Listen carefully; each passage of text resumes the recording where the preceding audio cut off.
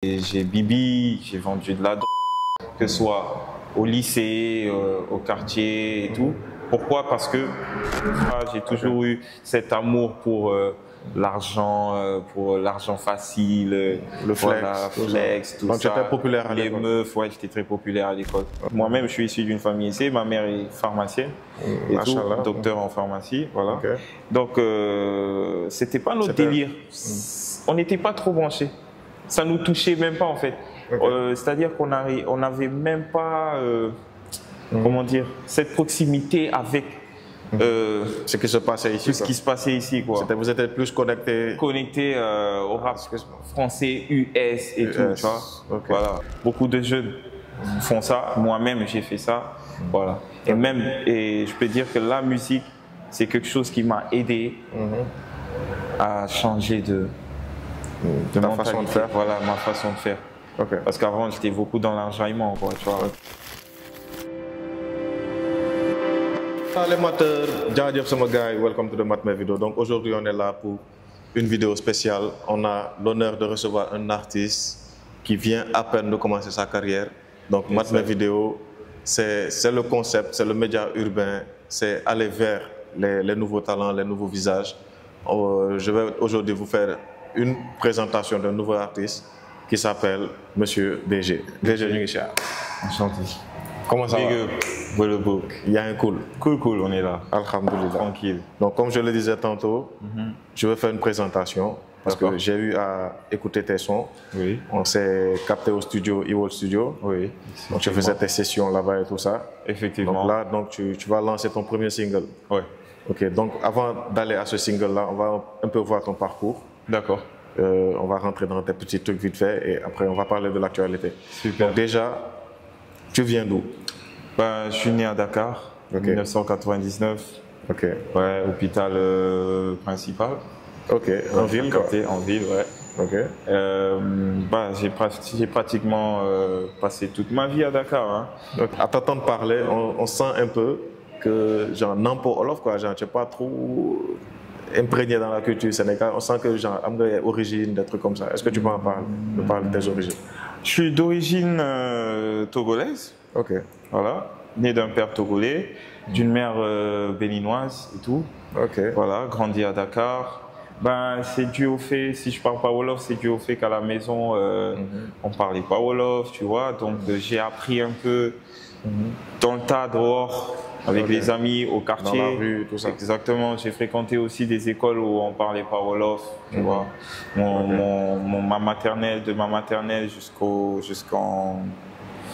terminale, j'ai fréquenté des écoles où voilà, c'était le français qui était primordial au sein de l'école, quoi, tu vois.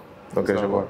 Donc déjà, Togo, Bénin et tu es à Dakar. Donc c'est trois origines, trois cultures. Trois cultures. Est-ce que le daron il t'a un peu imprégné dans la culture togolaise? Est-ce que la daronne t'a un peu imprégné dans la culture béninoise? Bon, moi, il faut savoir que j'ai grandi sans père, donc j'ai été élevé par ma mère seule. Ok. Voilà, donc j'ai plus été imprégné par la culture béninoise à la maison, c'est-à-dire avec mes oncles, tantes et autres, voilà. La famille? La famille, quoi. Okay. Mais sinon, je me sens beaucoup plus sénégalais qu'autre chose. Okay. Parce que déjà, je connais que ce pays. Je connais que les réalités de ce pays et tout ça. Et voilà, je m'identifie à ce pays. À ce pays, voilà. Ok, okay, donc c'était juste une parenthèse. Donc, on sait tes origines. L'année de ta naissance, donc on peut savoir que toi tu as été plus influencé par les années 2000. Oui, 2000, effectivement. Exactement. Ouais, j'ai commencé, j'ai découvert le rap avec 50 Cent. Ok, premier projet. Premier projet c'était Get Rich or Die Trying. Ce massacre après. Yeah, exactement. Ok, mais tu étais petit à l'époque parce que l'album est sorti en 2003. J'ai découvert le projet bien après, quoi. Ok. Ouais, bien après sa sortie. Peut-être 3 ou 4 ans après sa sortie, voire même plus même. Okay. Je crois que j'étais au primaire, ouais. Je devais être en CE2 ou CM1, un truc comme ça. Ouais. Ok, super. Ouais.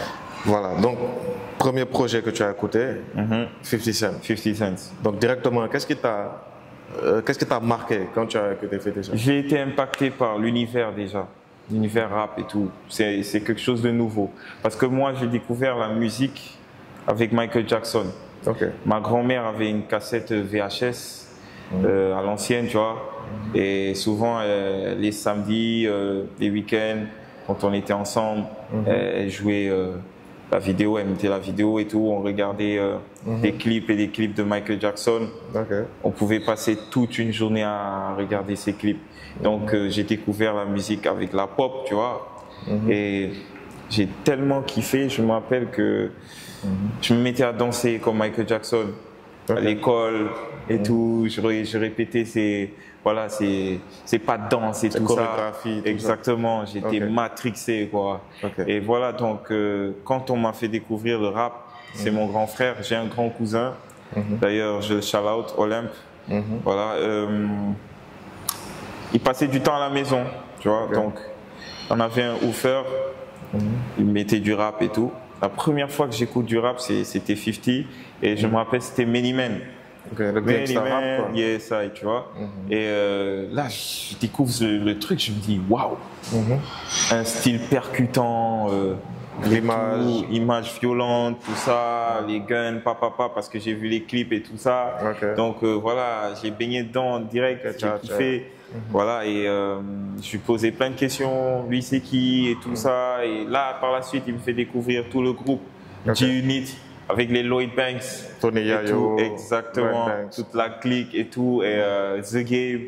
Et par la suite, je me rappelle que quand c'était on organisait à l'école des, comment on va dire, des petites prestations organisées par l'école en fait. Chaque fin d'année, on faisait des prestations, tu vois, et on utilisait des sons de 50.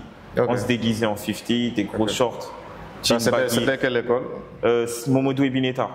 Ok, c'est quelle école ça? Momodou Ebineta, ça se trouve à Amitié 3, Carac. C'est quoi, collège?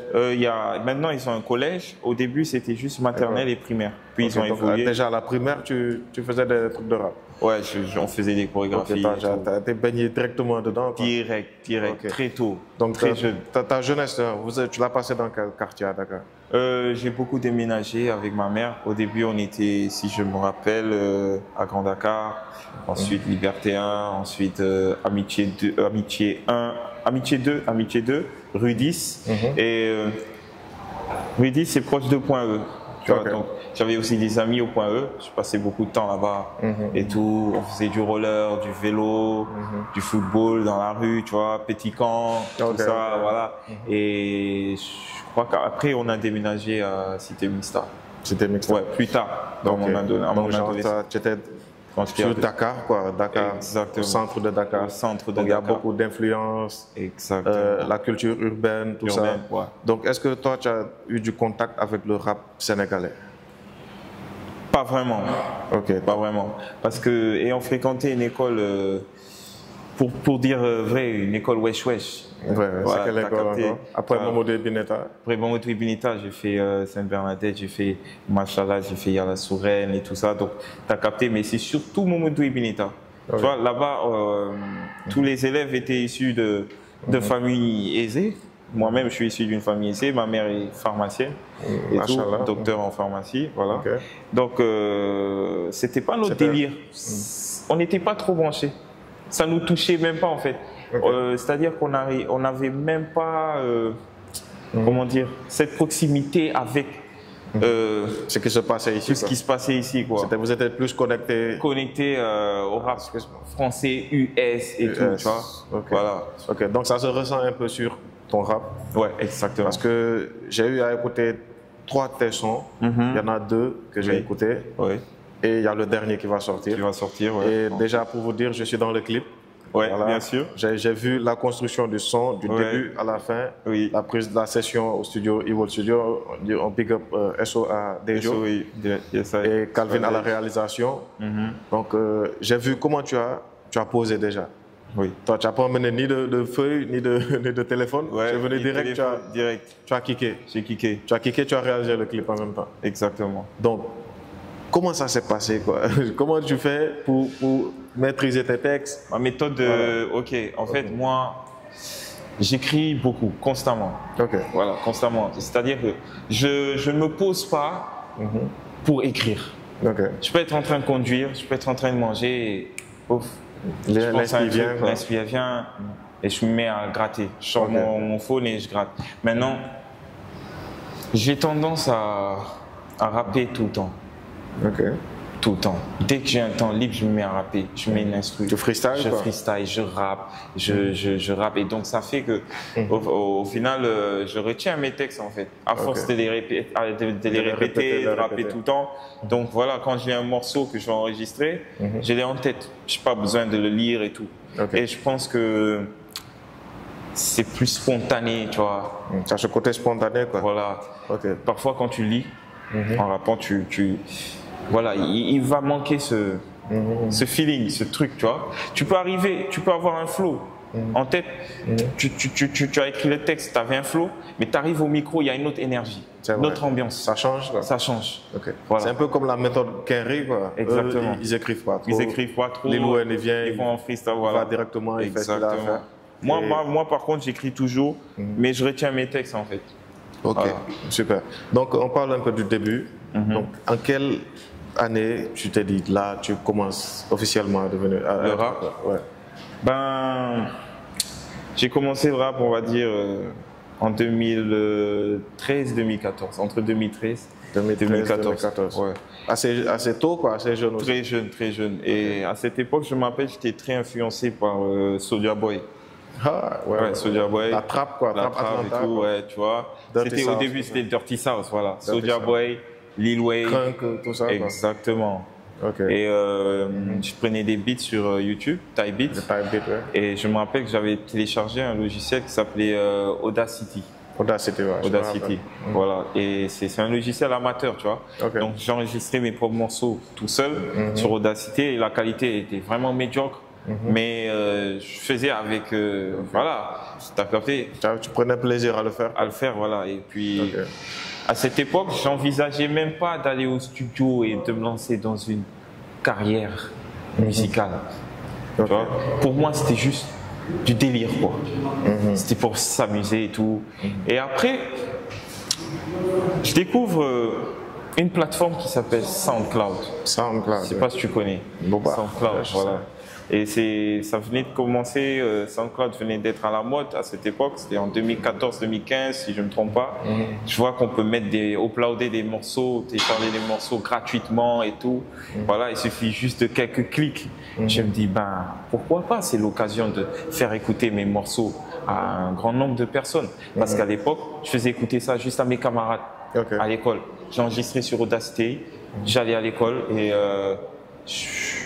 je présentais le morceau à mes potes. Écoutez, ça c'est mon morceau. Et on s'envoyait ça par Bluetooth. Tu vois, ça date. Ça date. C'était Bluetooth, t'as capté. Du coup, moi, je découvre ça encore. Je me dis, là, c'est un moyen de faire découvrir ma musique à un plus grand nombre de personnes. Mais est-ce qu'à l'époque, il y a eu un son qui s'est démarqué de tous tes sons? Ouais, il y avait. J'ai enregistré quelques morceaux qui ont plu à pas mal de personnes, plus que certains morceaux. C'est quel titre par exemple? Et ça parlait de quoi? Ça date tellement, je pourrais même pas te dire les titres. Tu as eu à faire des prestations à l'école? Ouais, pendant les journées culturelles et tout. J'étais le rappeur du lycée. À l'entame de l'interview, tu as dit que tu es né à Dakar et tu as dit aussi que tu te sens plus Galsen que Togolais ou Béninois. Ouais, que Togolais ou Béninois, effectivement. Donc, pourquoi tu n'as pas opté pour faire un rap en Wolof et tu as opté pour le français? Parce que naturellement, je parle français. Couramment. Mais tu parles dès que Wolof ou baax? Tout est réglé. J'arrive à m'exprimer, mais voilà quoi, je comprends.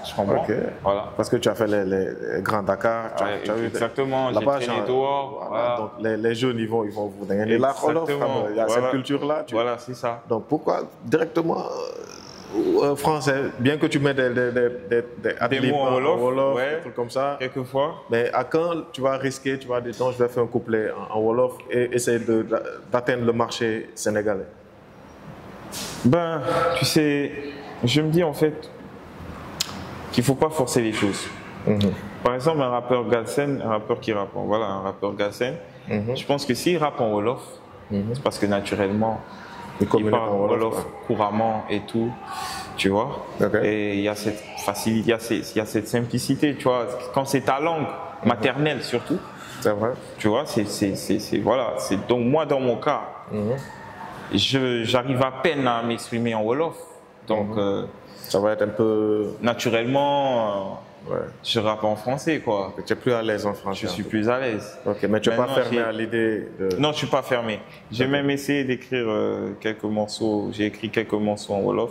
Ben, le temps nous dira, peut-être qu'un jour, je franchirai le pas et je vais faire ce morceau. Ok, on espère. En tout cas, moi, j'attends ça. Ouais. Il y a possibilité, voilà. Mais j'ai été plus impacté par le rap américain et français. Donc, ce sont mes influences. Donc, naturellement, je me mets à faire du rap français. Mais par contre, je suis contre le fait qu'on dise que rapper en français, c'est pas du rap galsen. Pour moi, la langue, certes, c'est un moyen de s'identifier, mais quand tu écoutes mes morceaux et que tu écoutes les morceaux des autres rappeurs, tu sens une différence. Tu sens que ça, c'est un rap plus africain que français. Même au niveau de l'accent, peut-être, et aussi de l'expression, du jargon. Tu vois, on a nos propres termes, tu vois, tu as capté. C'est pas les mêmes réalités, c'est pas le même délire. Voilà, j'essaie toujours d'avoir cette originalité, quoi. Que je veux qu'on sente quand on écoute mes morceaux que ça vient de Dakar. Voilà, c'est pour ça, dès que je commence, je dis 221, DKR, 221 à chaque fois. Tu vois, je dis Wolobok, tu as capté, je place des mots en Wolof. Donc toi, tu fais du rap français? Je fais du rap galsen en français. En français. Voilà. Je fais pas du rap français. Exactement. Voilà. J'ai oublié de te demander le nom à l'état civil et le blast de rappeur, quoi. Moi, c'est Serge Ludovic Changai. Ok, Changai. Changai, ouais. Ça fait un peu chinois. Ça sonne chinois, ouais. Je pense que l'origine est chinoise. Bien vrai que c'est togolais, mais peut-être qu'il y a eu un métissage, quoi. Cher. Et tu dis c'est quoi le prénom? Le Serge. Serge Ludovic. Le prénom c'est Serge.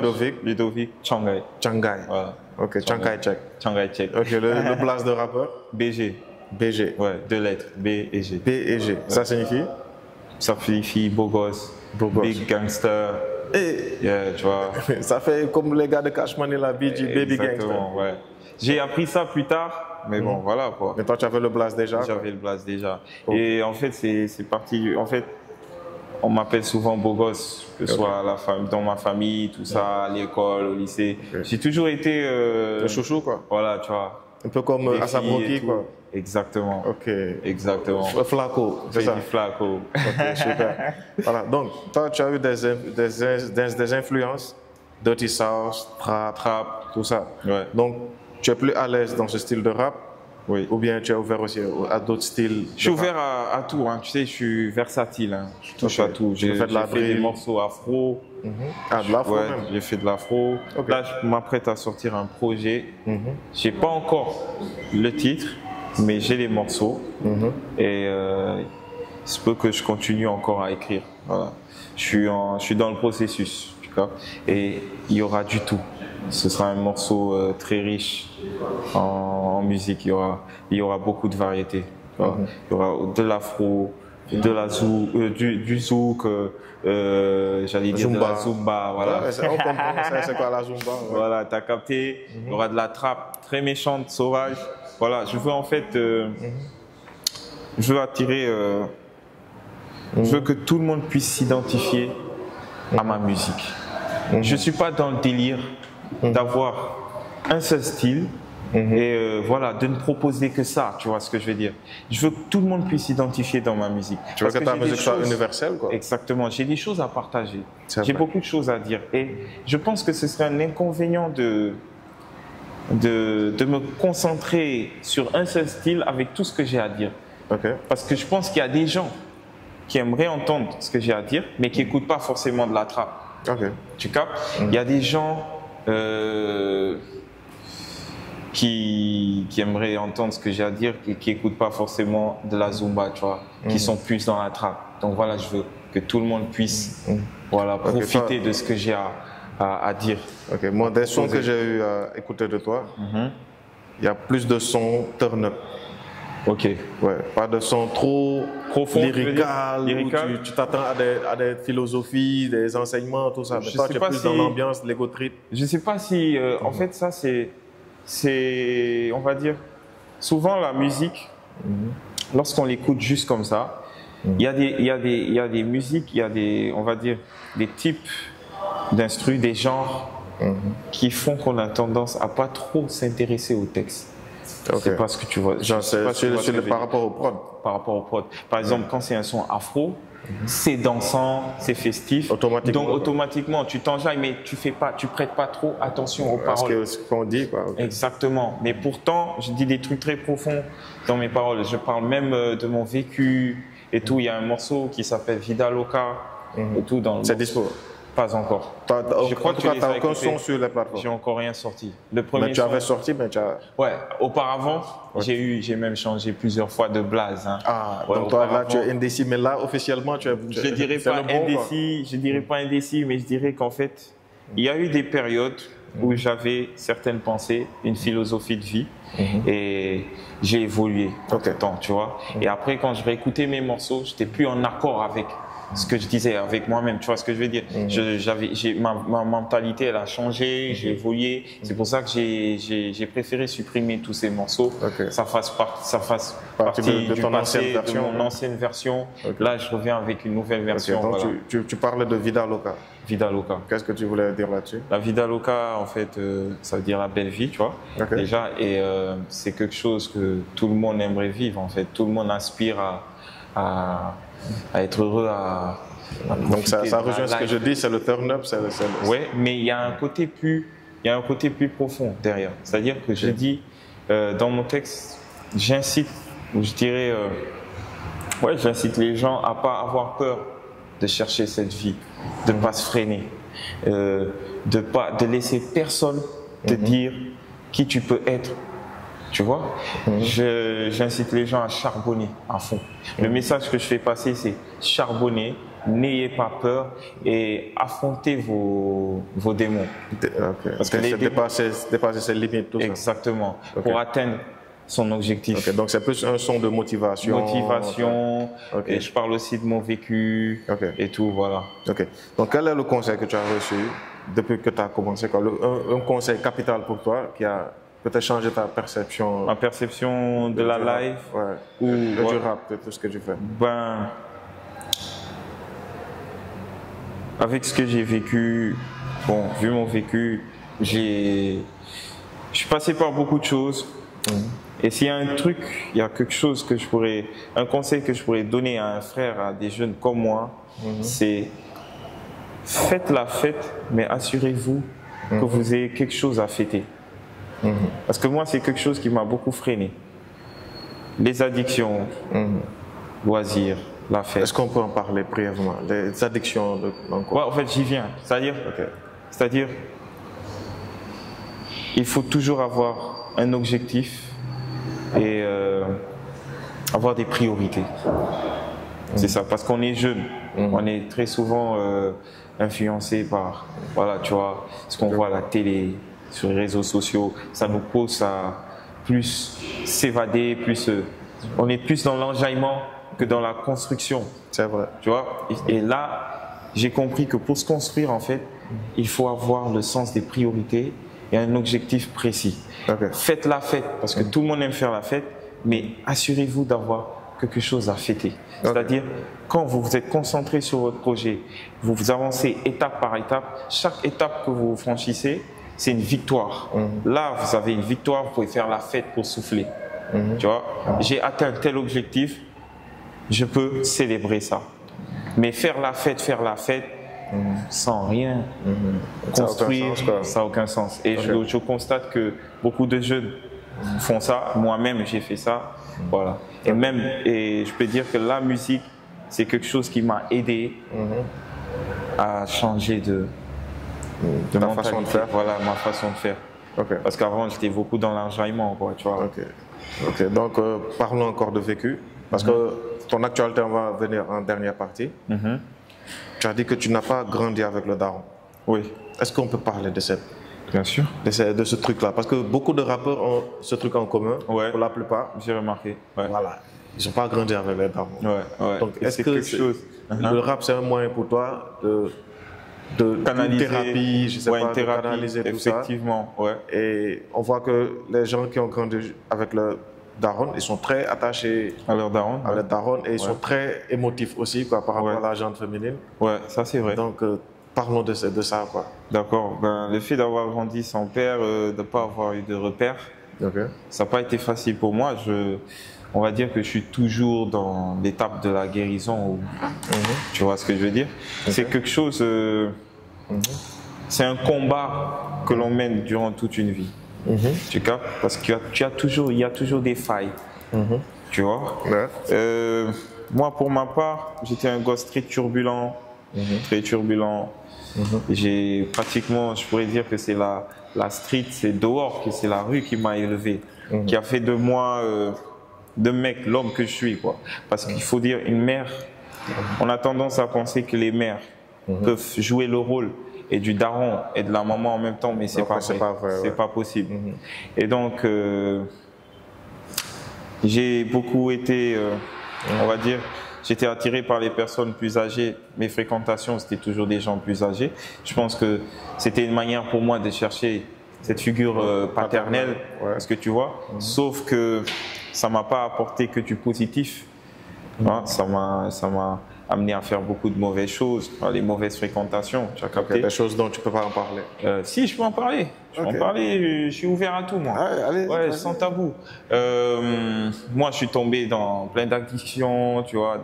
Et j'ai bibi, j'ai vendu de la drogue, que ce soit au lycée, au quartier et tout. Pourquoi? Parce que t'as pas de repère. Tu es influencé par quoi? La télé, les films, les rappeurs et les mauvaises fréquentations, les grands avec qui tu traînes. Est-ce que tu vois? Et tu n'as personne pour te dire, c'est pas comme ça, fais pas ça. Donc, inconsciemment, paradoxalement, on peut dire inconsciemment, et ça devient tes darons en fait. Les rappeurs sont tes darons. Les acteurs voilà, ça devient tes darons. Tu n'as pas ce côté de discernement, de savoir exactement qu'est-ce qui est bon pour toi, qu'est-ce qui est mauvais pour toi. Voilà. Tu as l'impression, tu as le sentiment que, voilà, quand tu fais certaines choses, tu te sens comme un homme, quoi. Tu te dis, ouais, je suis un thug. Tu es un bon homme, quoi. Voilà, alors que c'est pas du tout ça. Et ça m'a coûté très cher. Mais là, j'ai l'impression que je suis face à quelqu'un de nouveau. Oui, quelqu'un de nouveau. Ta façon de parler, on sent qu'il y a une lucidité et tout dans ta façon de faire. Et vraiment, c'est à saluer. Et on peut que dire que merci au rap, parce que certains étiquettent le rap comme des activités de bandits, de tout ça. Et ça l'est, hein. Pour moi, ça dépend.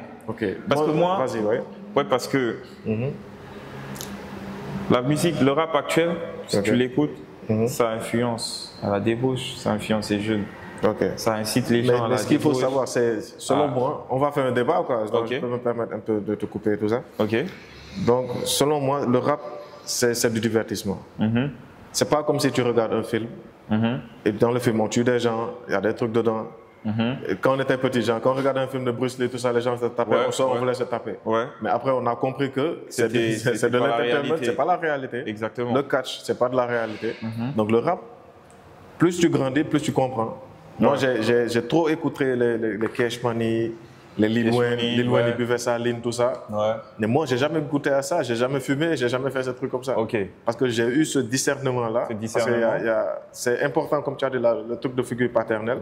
Si tu as un daron présent ou des grands frères, ils peuvent au moins te dire, évite ça, évite ça. Mais quand tu es seul, il n'y a que la daronne qui se cherche. Et toi, tu n'as pas cette figure paternelle-là, cette autorité. Donc, si tu vas dans la rue, peut-être que facilement, tu peux tomber dans ça. Et aussi par rapport au visuel, les clips, tout ce que les rappeurs incarnent. Si tu ne comprends pas, facilement, tu tombes dans ça. Comprendre ce que tu Exactement. Et surtout, ça dépend de l'âge. L'âge, tu vois, quand tu découvres, quand tu écoutes du rap et que tu as 15 ans, 14 ans, c'est pas évident de savoir, de pouvoir faire ce discernement. Exactement. Voilà. Ça, je comprends. Et on peut dire que la majorité, l'audience du rap, c'est des gamins de cette tranche d'âge, en fait. C'est vrai. Voilà, c'est ça le danger. C'est comme les télécoms traces. Maintenant, ils censurent. Exactement. Dans les clips, si on voit des fumettes, tout ça, ils essaient de censurer parce qu'ils savent que les images, ça peut jouer sur la psychologie des enfants. Voilà, des enfants.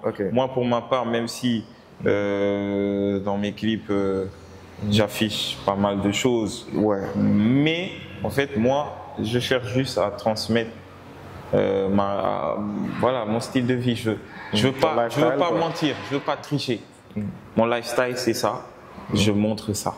C'est ce que je kiffe, c'est ce que j'ai fait. C'est mon mode de vie. Je le partage. Mais tu verras, si tu écoutes mes textes, tu verras toujours que je suis bienveillant. C'est-à-dire, je te dis pas de le faire.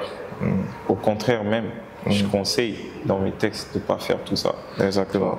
Voilà, donc parlons de ton actualité. Tu as sorti un nouveau single. Yes, I. Donc sur ta chaîne YouTube, il n'y a pas de clip. Tu as zéro. Pas encore. Ok. Il y a un clip qui sort bientôt. Ok, donc le clip va sortir, je sais pas, avant ou après l'interview.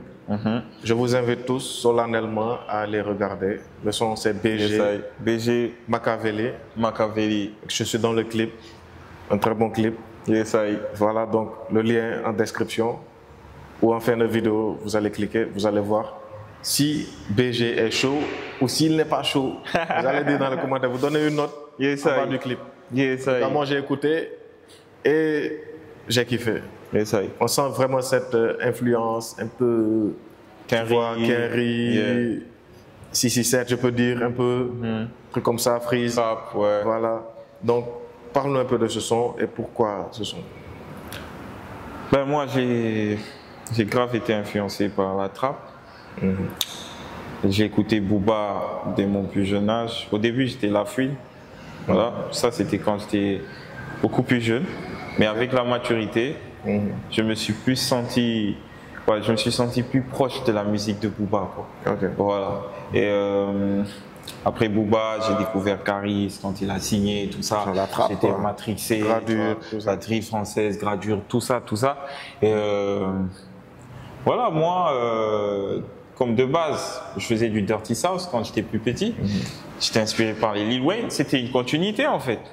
Voilà. Donc, naturellement, je me suis mis à faire de la trap. Et c'était plus représentatif de ce que je vivais, tu vois. Voilà, parce que, comme je t'ai dit, j'ai fait beaucoup de conneries. Voilà, j'ai vraiment adopté ce style de vie, quoi, à fond la caisse. À tel point que certains me prenaient pour un ouf, quoi. Et même, j'intimidais beaucoup de gens, que ce soit au lycée, au collège, de par mon style, ma manière de présenter. Bling, tout ça. J'ai toujours eu cet amour pour l'argent facile, le flex, tout donc ça. Donc j'étais populaire à l'école. Les meufs, j'étais très populaire à l'école. Ça rappelle un peu Omzo Dollar, quoi. Tu connais Omzo? Oui, je connais. Il était très populaire à l'école, c'était le Kenry de l'école. Le Kenry de l'école, exactement. Donc tu es un peu dans cette pareil. Et je continue de l'être, hein. Même en dehors de la musique, je suis populaire dans mon quartier. Voilà. Tout le monde connaît BG. Tout le monde connaît BG. Ou bien Ludo. Ludo, BG, Ludo plus Ludo, quoi. Ludo. Donc, quelles sont tes attentes par rapport au son? C'est un single qui annonce le projet dont tu parles. Mais c'est juste un freestyle que tu as mis comme ça. Non, c'est le premier extrait de mon projet. Voilà. Super. Déjà, moi, je suis à fond dedans. Je suis dans le processus. Voilà, donc. Il y aura des collabs. Des collabs pour le moment, je préfère que ça vienne naturellement. J'en cherche pas en fait. Mais faire en connexion avec la scène galsen quand même. Oui, bien sûr. J'attends que ça se fasse naturellement, comme je t'ai dit. Des blagues comme ça. Toi, je te vois bien avec Kaki, tout ça, Kix. C'est pas quelqu'un que j'écoute beaucoup. Kaki. Ouais, je pas mais c'est pratiquement le même délire. C'est pratiquement le même délire, galsen et tout. Ben après, c'est moi, pour que j'envisage de faire un feat avec quelqu'un, il faut vraiment que ce soit quelqu'un que j'ai écouté. J'ai été matrixé, tu vois. J'ai grave écouté tes morceaux. Qui t'a matrixé de tout le 667, par exemple? Personne, hein. C'est pas un groupe que j'ai un collectif. Le collectif en question, je l'ai pas beaucoup écouté. Tu l'as pas beaucoup écouté? Ouais, j'ai pas beaucoup de choses. J'écoute plus des anciens. T'as capté? Moi, pour dire, jusqu'à présent, j'écoute Booba et les rappeurs les rappeurs de la nouvelle génération, que ce soit Koba, Zola, tout ça, je les écoute pas vraiment, hein. Ouais, pas du tout. J'écoute pas vraiment. J'écoute Booba, des Rimka, les anciens quoi. Mac Taylor, voilà. Mafia Kinfry, Mafia Kinfry, non. Ça, c'est plus ancien quoi. C'est plus ancien. Mac Taylor, Caris, Booba, tout ça, voilà quoi. Mais j'ai écouté bien sûr, j'ai écouté que ce soit Freeze. Tu vois leur influence, tout ça. J'ai vu leur influence et je salue leur travail parce qu'ils ont en quelque sorte ils ont mis la lumière sur la trappe au Sénégal, à Dakar. C'est vrai. Voilà, ils ont fait un gros travail. Et en plus réussir à faire connaître ça jusqu'en Europe, c'est parti d'ici jusqu'en France, voilà. En Europe, c'est une prouesse, quoi. C'est vrai. Voilà. Donc, merci pour les travaux, SO pour les travaux, comme on dit. Un big shout-out à Kaki Santana, on a fait Équation de maths, c'est disponible sur la chaîne, vous pouvez regarder. Donc, avant-dernière question, donc peut-être on est arrivé au terme de l'entretien. Il fait chaud à Dakar en ce moment. Oui, il fait super chaud. Donc, j'ai remarqué que le rap sénégalais, il y a une barrière. Il y a deux côtés. Il y a le côté rappeur 100% local qui rappe en Wolof. Et des rappeurs sénégalais qui sont à Dakar qui rappent en français. Mais leur rap, je sais pas, genre, on est sous-côté quoi. Pour certains, ça essaie de calquer un peu de rap FR. Pour certains, ils ont des codes locaux, tu les écoutes, tu sens que c'est des artistes locaux. Comme Kaki, comme j'ai dit tantôt, comme toi, comme tu l'as dit, tu dis quand tu rappes, tu essaies toujours de mettre des références sénégalaises. Mais il y en a d'autres aussi, il y a l'autre boy là, j'ai oublié son nom, je ne sais pas si tu le connais. C'est le boy qui... j'ai oublié son nom. Même Rap Wolof Mora a fait une interview sur lui. Tu vois. Donc, ces deux parties-là, est-ce qu'il ne serait pas nécessaire de trouver cet accord-là pour que tout le monde se mélange, quoi. Que ça devienne un mouvement, que les rappeurs qui rappent en français soient acceptés par la communauté qui écoute le hip-hop Wolof. Parce que je vois qu'ils sont très sectaires. Ils aiment ils sont sectaires, Ils ne reconnaissent pas trop ces gens d'à côté-là, les gens comme vous. Donc, effectivement. Est-ce que tu es d'accord pour ce brassage-là? Moi, je pense que d'un point de vue... Une solution quoi, que tu peux nous donner par rapport à ça. En fait, pour moi, il faut qu'on puisse vendre la musique. Il faut qu'elle puisse s'exporter. Et comme tu as pu le voir en Côte d'Ivoire, c'est l'exemple parfait. C'est l'exemple parfait. Tu as Imra qui touche toute l'Afrique francophone et qui fait des concerts en Europe, qui est invité à des festivals. Et pourquoi lui et pas de rappeur Galsen? La question, elle est là. Parce que les rappeurs Galsen, les puristes, qui préfèrent rapper qu'en Wolof, ils oublient une chose. Le Wolof ne touche que les Sénégalais. Et la Gambie. Et c'est fini. Et le français, pour moi, c'est la seule langue qu'on peut utiliser pour rassembler. Pour la francophonie. Exactement. Je pense que si on veut faire en sorte que les artistes Galsen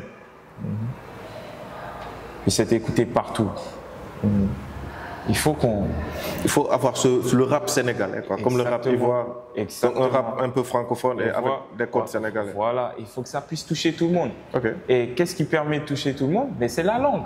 Il y a cette barrière de la langue. Le Wolof, en fait, et je ne pense pas qu'un Ivoirien, un Togolais, un Gabonais va s'y intéresser. C'est très compliqué ça. Voilà. Donc je pense qu'on devrait donner plus de force aux rappeurs qui rappent en français, et même je pense qu'on devrait convertir même les rappeurs, les puristes, au rap en français, tu as capté, même, et toujours garder cette originalité. Cela n'empêche pas, l'un n'empêche pas l'autre. Donc il y a eu des exemples comme Nix. Voilà, Nix qui rappait en français. Et d'ailleurs, vous avez carrément le même timbre vocal. Nix a été, c'est le premier rappeur Galsen que j'ai écouté. Parce que lui, il rappait en français. Et j'étais très fan. Il y a un morceau qui m'a beaucoup frappé, La Zik des Gentlemen. Ça, je l'ai saigné. En 2010, 2011. Je l'ai écouté en boucle. Mais écoute l'album Rime de vie. Je l'ai écouté. C'est un très bon album. Récemment, j'ai écouté, il n'y a pas longtemps, il y a quelques années. Derrière, il y a un son qui m'a beaucoup marqué, c'est Souvenir. Souvenir. Où il a parlé de. C'est dans le même cas, l'absence de son père. Il a connu son père tardivement. vraiment parlé de sa connexion ici, sa grand-mère, tout ça. Donc, vraiment, il a fait un très bon projet et c'est un artiste vraiment qui a beaucoup fait pour la culture, quoi. Ok. Voilà. Donc, comme je l'ai dit, moi, la solution que je trouve, il faut avoir ce truc-là. Il ne faut pas trop vous détacher, quoi. Ouais. Il faut qu'on réussisse ça. Mais c'est la barrière de la langue, en fait. Ouais, c'est ça. Il faut travailler là-dessus. C'est ça. Okay. Je te donne l'exemple. Vas-y. Donne-moi un exemple d'un rappeur super connu au Sénégal. Par exemple, Dip Doundouguis, exemple. Tu ne penses pas que si il rappait en français, il allait avoir plus, quoi. Plus de succès. Il aurait pu être à la place de Imra, facilement. Ouais, c'est peut-être. Peut-être ça va venir. Mais avec le Wolof. Ouais, il y a le jeune Vigie aussi, il fait des trucs. Vigie, mais c'est pas du rap, c'est plus. C'est pas du rap. La pop. Voilà. Mais il chante en français. En français. Voilà. Mais un peu plus de Wolof maintenant. Ça a eu un peu. Il a eu une plus grande ouverture. Guinée, tout exactement, ça. Tu vois, il est écouté partout. T'as capté. Exactement. Moi, je suis plus pour ça. En fait. Pour la francophonie. Ouais, exactement. Ok, super. Sinon, il faudrait qu'on puisse parler une seule langue. Pour toute l'Afrique. Pour toute l'Afrique. Okay. Je crois qu'il n'y a que ça. Okay. Alors qu'il n'y a que les colonies anglaises et les colonies françaises. Voilà. Donc si on est dans la zone francophone. Soit on s'entend et on parle une seule langue, une langue traditionnelle. On parle Nuchi, l'autre parle Bambara. Il n'y a que le français qui peut nous réunir. Ok, donc un remerciement à Aroma Gelato qui nous a permis de faire l'entretien au sein de Le Cabre. Merci à eux, ils sont juste à la VDN. Donc il y a rafraîchissement à manger et tout. Voilà, donc Big Boss, s'il y a un message que tu veux faire passer, je te donne l'opportunité de le passer. Comme je l'ai dit tout à l'heure, ce message s'adresse aux jeunes. Quand vous faites la fête, soyez sûr que vous avez quelque chose à fêter. Voilà, faites pas la fête pour rien. Concentrez-vous et des objectifs bien précis.